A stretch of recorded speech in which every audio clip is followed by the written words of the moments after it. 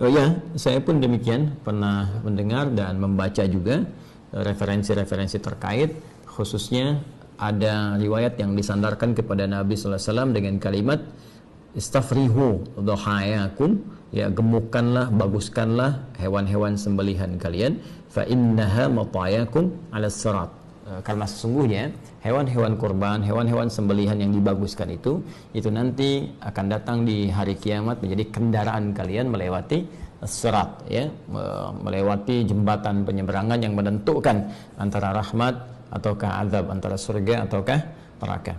Namun demikian persoalannya riwayat ini dan riwayat-riwayat terkait, ya, nanti ada beberapa jenis lafaz-lafaz yang berbeda, ada yang thamminu, ya, atau yang azimu, ya, besarkan, baguskan, cari yang terbaik di hewan kurban kalian, dan ujungnya sama, bahwa sungguhnya hewan-hewan itu akan menjadi kendaraan tunggangan kalian saat melewati as-sirat atau di hari kiamat.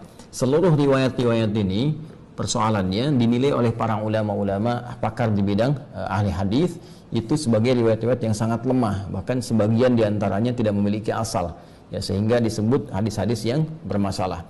Bahkan Ibnu Arabi Al-Maliki menyebut hampir seluruh hadis-hadis yang terkait dengan keutamaan-keutamaan penyembelihan kurban, ya, yang dimaksudkan keutamaan ini yang berlebihan, yang seperti tadi disampaikan, itu tidak ditemukan kekuatannya, ya, atau dipandang lemah, ya, dalam persoalan-persoalan terkait dengan keutamaan-keutamaan penyembelihan hewan kurban.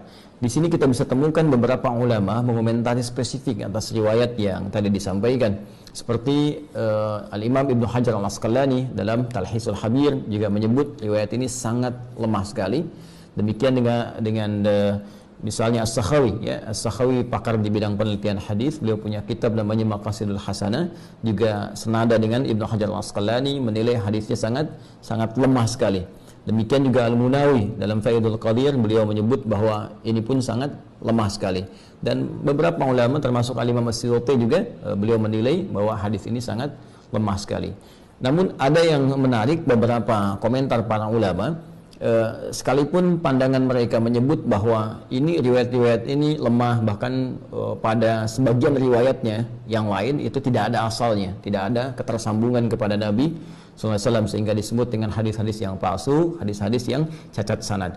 Namun demikian, ada komentar yang sangat juga cukup bagus dari sebagian kalangan ulama yang menyebutkan bahwa boleh jadi perkataan-perkataan ini sesungguhnya bukan ingin menunjukkan maksud dari real aslinya ini menjadi kendaraan, tapi berupa majas atau kiasan, karena ungkapan-ungkapan dalam bahasa Arab itu seringkali juga bisa bermakna kiasan. Apa maksudnya? Maksudnya adalah hewan-hewan ini, ya, jika memang kita bisa mencari yang paling bagus, mencari yang paling baik, maka dimungkinkan pahalanya semakin bagus, ya, semakin baik, semakin banyak. Dan dengan banyaknya pahala ini yang akan memudahkan kita melewati as-sirat, karena timbangannya semakin besar, timbangan semakin banyak. Ya, bukankah korban pertama yang diterima oleh Allah Subhanahu wa taala dari anak Nabi Adam alaihissalam adalah korban yang terbaik? Ya, korban yang paling bagus, kan? Seperti disebutkan, disyaratkan di Quran surah ke-5 Al-Maidah ayat 27 itu, ya, watlu alaihim naba abnai adam bil haqqi idh qarraba qurbanan fatuqbila min ahadihima, ya, wa lam yutaqabbal minal akhar.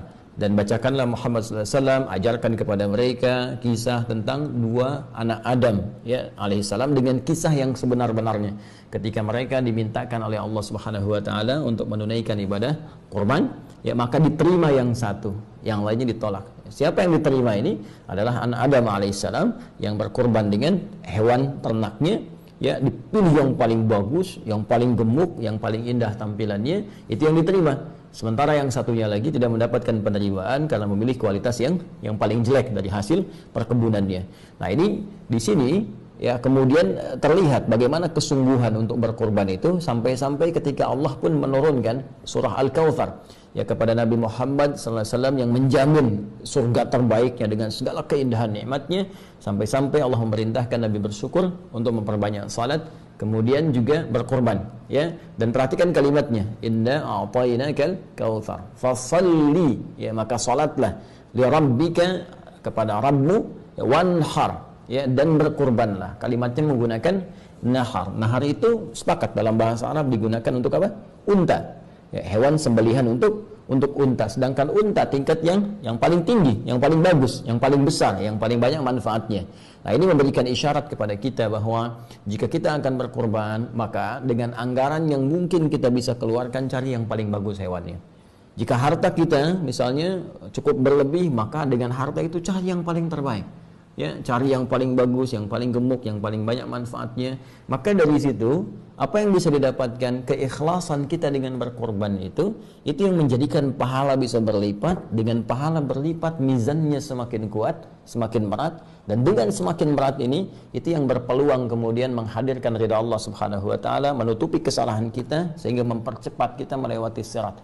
Barangkali ini yang dimaksudkan menjadi kendaraan dalam konteks amalnya, bukan konteks kemudian hewannya, karena Allah sendiri menyampaikan dalam surat Al-Hajj ayat ke-37, la yanalallaha luhumuha wala dima'uha walakin yanaluhu taqwa minkum. Yang sampai kepada Allah itu bukan dagingnya, yang sampai bukan darahnya, tapi yang sampai kepada Allah ketakwaan kitanya. Dan dengan takwa ini kendaraan terbaik dan pakaian terbaik yang kita kenakan untuk bisa menghadap Allah dan mempercepat kita melewati sirat guna menuju rahmat Allah Subhanahu wa taala, yaitu surganya. Walibasut taqwa dzalika khair, dan pakaian takwa itulah pakaian yang terbaik.